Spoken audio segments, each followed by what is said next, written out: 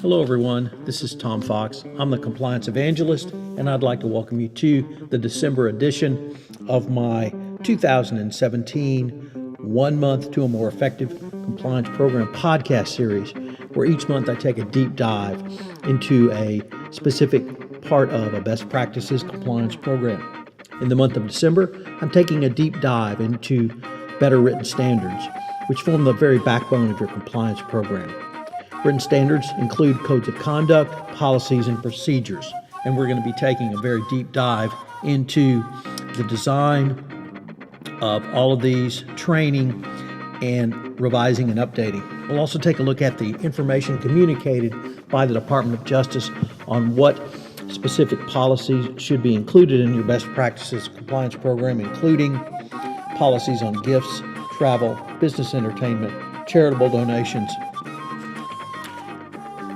facilitation payments, third parties, and cybersecurity.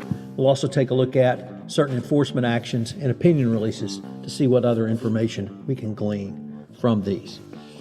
My sponsor this month is my Doing Compliance Masterclass. We recently concluded the first masterclass in November 2017. I'm co-hosting this with Jonathan Marks at Markham LLC. We will be putting on a full series of classes in 2018. Check back for details. This month's podcast series will give you information which will allow you to set up the very foundation of your compliance program. My podcast series on 1 month to a more effective compliance program is a part of the Compliance Podcast Network. Day 17, enforcement actions featuring facilitation payments. One of the more confusing areas of the FCPA is that of facilitation payments. Facilitation payments are small bribes, but make no mistake about it, they are bribes. For that reason, many companies feel they are inconsistent with a payment of making of facilitation payments, and is inconsistent with the company culture of doing business ethically and in compliance with laws prohibiting bribery and corruption. Further, the 2012 FCPA guidance specifies that while a payment may qualify as an exception to the FCPA's anti-bribery provisions, it may violate other laws, both in the foreign country and elsewhere.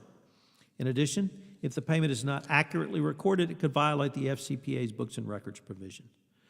Finally, the FCPA guidance states, whether a payment falls within the exception or not is not dependent on the size of the payment, though size can be telling, as a large payment is more suggestive of corrupt intent to influence a non-routine government action. But, like the FCPA's anti-bribery provisions more generally, the facilitation payment exception focuses on the purpose of the payment rather than its value.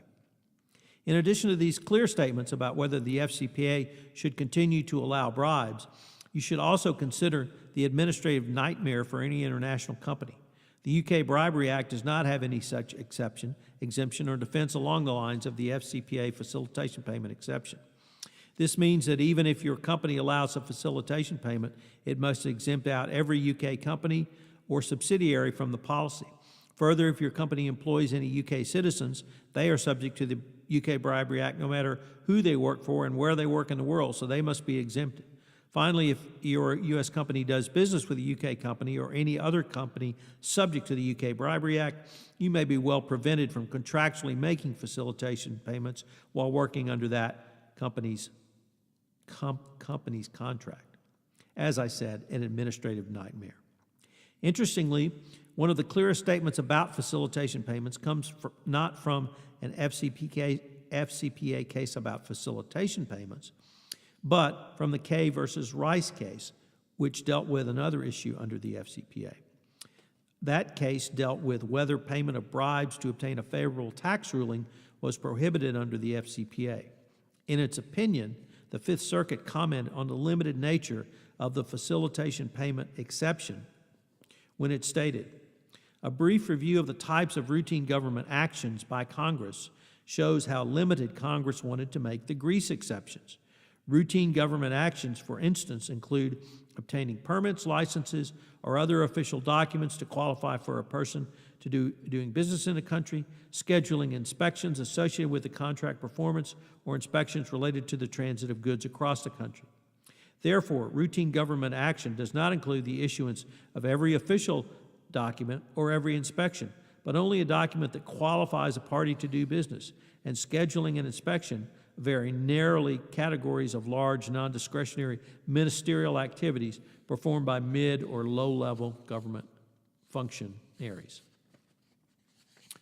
So now I'd like to turn to some of the enforcement actions we've had involving facilitation payments, and we've only had a few, so there's really not that many to talk about, but they do give us some guidance as to what should go into your facilitation payment policy. Number one, Conway. In 2008, Conway, Inc., a global freight forwarder, paid a $300,000 penalty for making hundreds of relatively small payments to customs officials in the Philippines. The value of the payments Conway was fined for making totaled $244,000 and were made to induce the officials to violate customs regulations, settle customs dispute, and reduce or not enforce otherwise legitimate fines for administrative violations. Case number two, Helmerich and Payne.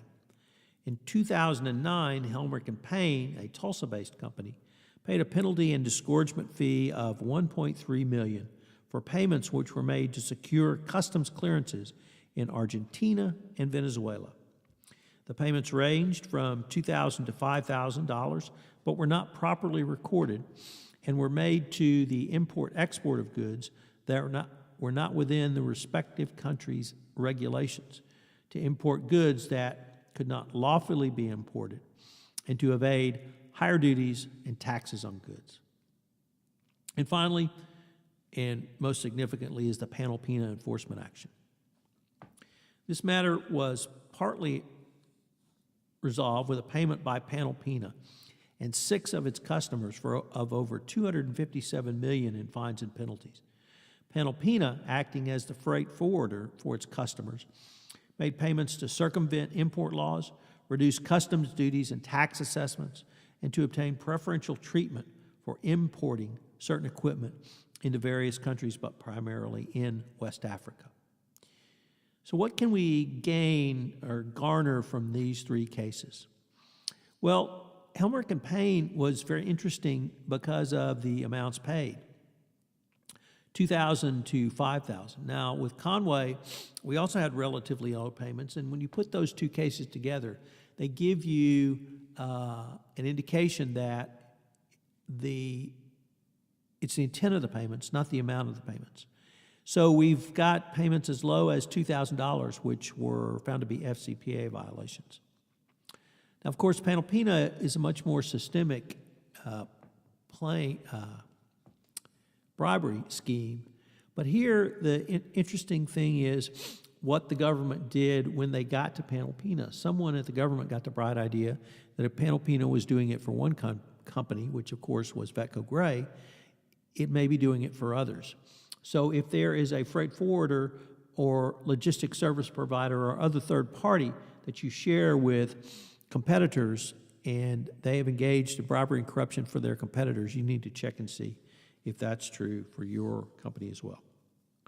So what are today's 3 key takeaways? Well, number 1, do not forget the administrative nightmare of facilitation payments for international organizations. You literally have to keep track of everything everywhere. And then with the UK Bribery Act, you've got to have a carve-out for anything UK related. Number 2, although not a facilitation payment case, the K decision made clear how narrow the routine government action exception is, and it certainly presaged a narrow interpretation of any exemptions, exceptions, or defenses under the FCPA. And finally, number 3, facilitation payments will usually be an add-on to a major FCPA enforcement action, as they are symptomatic of either a paper compliance program or a company which is simply culturally not dedicated to do business ethically and in compliance with the FCPA. This is Tom Fox. I hope you've enjoyed day 17 of 1 month to better written standards, and I hope you'll join me tomorrow for day 18, where we explore what's needed on your policies regarding facilitation payments. This is Tom Fox again. Thank you for listening to this episode of 1 month to better written standards and a compliance program. I hope you'll join me tomorrow for another episode. If you have listened to this podcast on iTunes, I would ask that you would rate our podcast, as it would help in our rankings and also help get the word out about the only daily podcast which will give you a hint or tip to improve your compliance program. Also, if you have any questions, you can email me at tfox@tfoxlaw.com. This is Tom Fox. Thank you again for listening. I hope you'll join me tomorrow.